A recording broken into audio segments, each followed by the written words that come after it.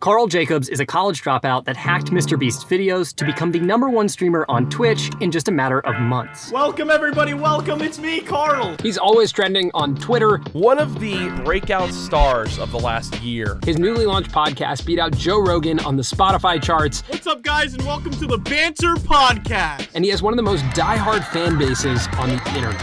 If I got a Karl notice right now, I'd be on the floor. The man is quite literally perfect. But if we're being honest, we don't fully understand Karl's content. How is Karl doing what he's doing? How did he become Karl? A lot of effort went into this one. I'm really excited for you guys. I got the frog fit on. That's how excited I am. So for this episode of The Breakdown, we traveled to Karl's house to learn his story and find out what makes him so successful. That was super cool. I'm excited. Also in this video, Samir and I will play basketball.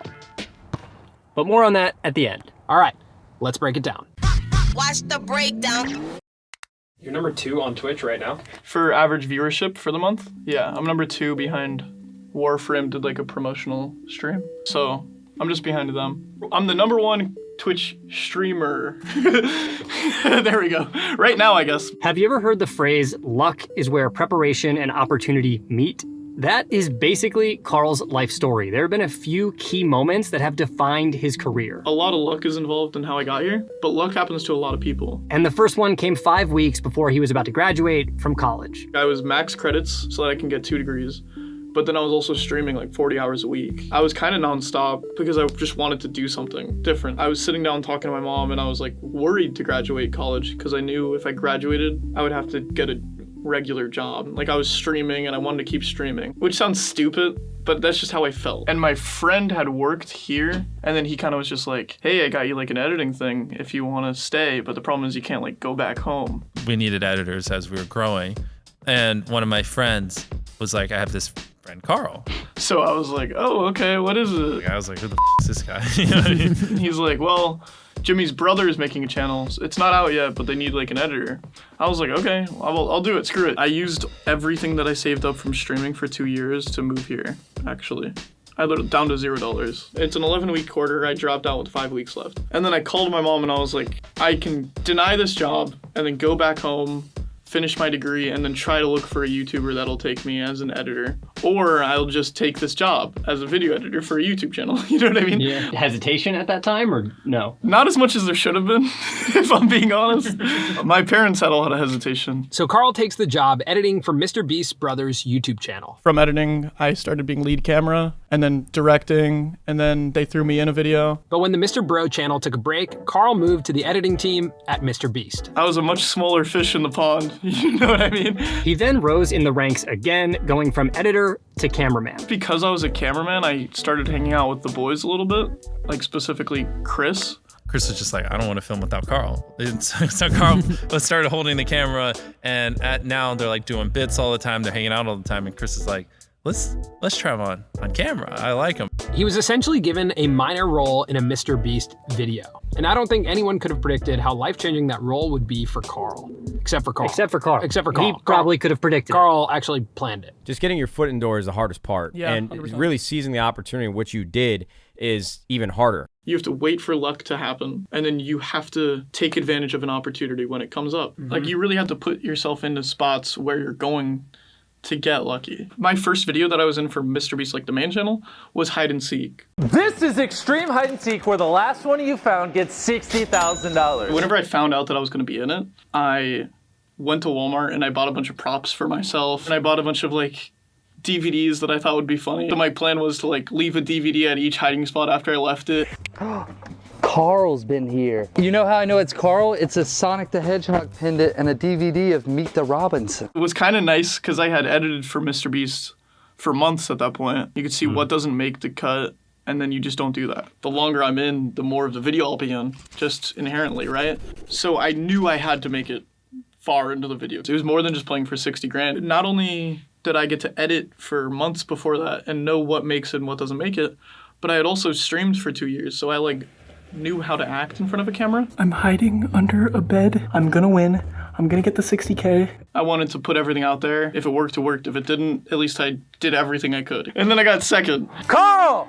Oh my God! Karl, you okay? Yes, I you just lost $60,000. I sure did. Because I got second, I think that really like sparked like a little drive of like people to like root for me to win stuff, if that makes sense. So that's kind of where I first got my little chunk of people rooting for me. So after hide and seek, Karl kept on being featured in more videos, and he sort of solidified his place in the MrBeast universe. Karl started the fire! But Karl's true passion was streaming. His entire life, he's always been a streamer, and he's always grinded, and it never really took off. I was obsessed with video games from the beginning. So I have a Super Nintendo and then an N64. Look at that. Come on. This was my favorite game. I told my mom that I want to do something with video games, but my job doesn't exist yet. I had streamed to nobody for 2 years. I think I maxed out averaging 80 viewers. Order in the court.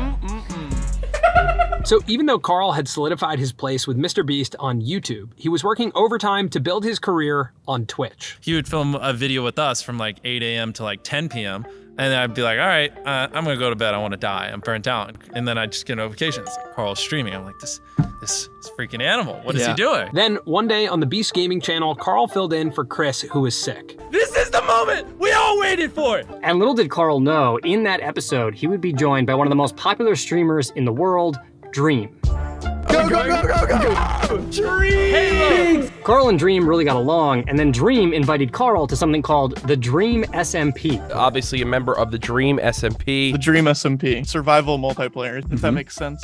So what is, do you, Now, if that sounds confusing, It is. It is. Yes, it is. Yeah. To explain the significance of this moment, we asked the king of explainers, Johnny Harris, to explain it to you. Hey guys. The Dream SMP is an invite-only Minecraft server. SMP stands for Survival Multiplayer, meaning you can go kill other people. I've already killed 3 of you guys. The crazy thing about the Dream SMP is that it's all these people playing Minecraft together, but what they've done is turned it into a stage where they actually like role play a story. People change. Like the tides in the ocean. Cheers. Yeah. It's nothing about being good or bad at Minecraft. It's just Minecraft is used as an outlet to like tell stories, right? So all these players get together in this Minecraft server and they like have like a loosely scripted storyline, but then there's a ton of improv. In my opinion, I'm doing improv with like some of the funniest streamers that have ever been, right? There's a reason that they're all on the top. And they're all streaming this and recording it from their own perspective. What did you say to me? And so fans tune in from all these different perspectives and they quickly learn that there's a complicated story happening within this Minecraft server. He just murdered Turbo. What? No! There is like internal politics and wars and festivals and elections. They held an election and Jay Schlatt rose to power. And like drama, like it's very juicy. Yeah, there's like arcs, there's whole like anime arcs going on and stuff like that. I've thought of it as sort of akin to like these cinematic universes like Lord of the Rings or Marvel, where there's like so many different plots and subplots happening from tons of different episodic angles, and yet this isn't happening from a big budget studio. This is like a bunch of like young dudes on the internet playing video games and creating this like complicated, multi-layered experience. It's really insane. And these streamers can invite other people into the server to play. And for Karl, an invite to the Dream SMP is like the biggest endorsement a streamer can get. He is now and forever a part of internet history. So there you go, guys. Little introduction to the Dream SMP. Hope that helps. So like Johnny said, joining the SMP was a massive opportunity for Karl, but he joined late and he had already missed a lot. And it's what Karl did next that truly changed the trajectory of his career forever. I joined it pretty late and I didn't know where to jump in to the storyline. And then I kind of realized I'll just jump in by creating my own storyline. In the Dream SMP, I started my own series called Tales from the SMP. They fit into the world, they kind of more world build, because that's my favorite types of lore is like world building. Like in Star Wars, Rogue One was my favorite Disney movie out of them because it like helped build the story instead of just trying to continue it. Right now you're watching Tales from the SMP Presents. In Tales from the SMP, Karl's character is a time traveler that goes back to moments he missed to solve problems that were left unsolved. And he doesn't get to time travel away until the conflict is resolved. How the stream's laid out is that there's like a little edited segment intro and then 2 hours of just improv of a storyline that I kind of have this structured out. Go into the skeleton for your next clue. Arrgh. Before each episode ends, I usually have about 2 to 2.5 million live views, right? So that's like TV show territory. The difference is that Karl is doing these numbers from this room. At a fraction of the cost. Yeah. But that's still not really what makes Karl special. After spending time with Karl and watching hours of his episodes trying to understand exactly what is happening here,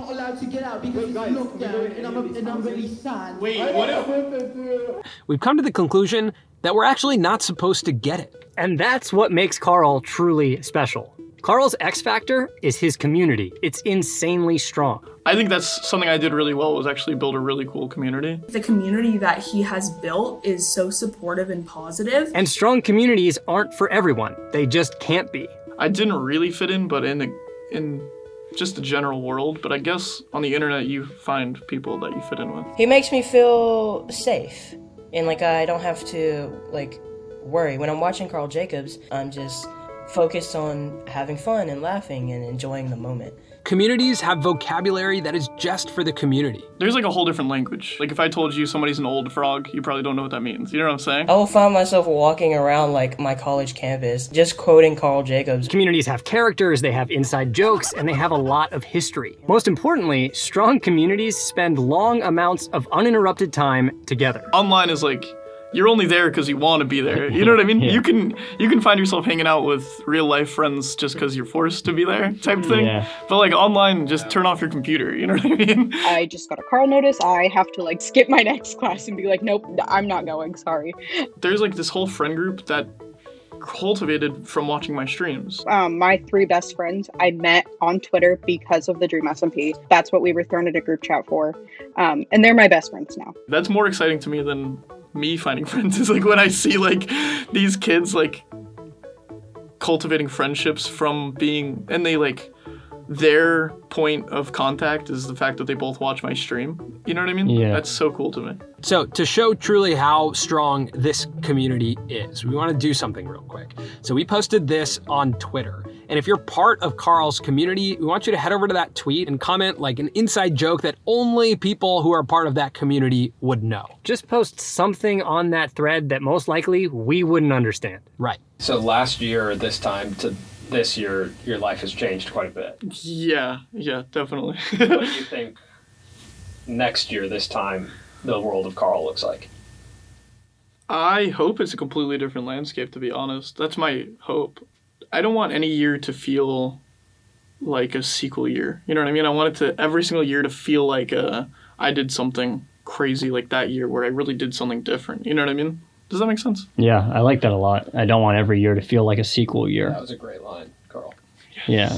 I'm good at talking sometimes. That was good. All right, so when we were visiting Karl, we actually played basketball with him, Sapnap, and MrBeast, and we could not get the ball into the hoop. But I have been working on my shot since then, and I'm gonna show you how many I can make while Samir tells you about the sponsor of this video, Jelly Smack. Being a creator is kind of like shooting a basketball. We have to take a lot of shots and see which ones go in. And we do that by uploading our content. But you can make a lot more shots if you have a team around you.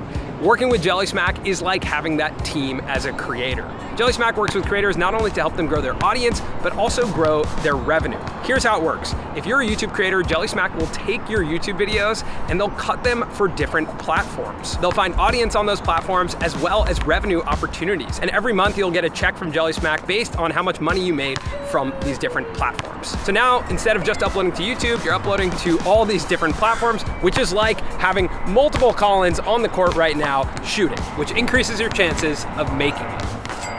Jelly Smack is trusted by some of the biggest creators on the platform, including MrBeast, PewDiePie, and Phil DeFranco, but they work with creators of all sizes. Not only do they have their own team of expert editors, they also have their own software that helps optimize the content for the different platforms. So if you're a creator who's looking for a team and you feel like you'd be a good fit for Jelly Smack, head over to jellysmack.com, click Get in Touch, and tell them Colin and Samir sent you. Also, I haven't been watching. How many shots has Colin made?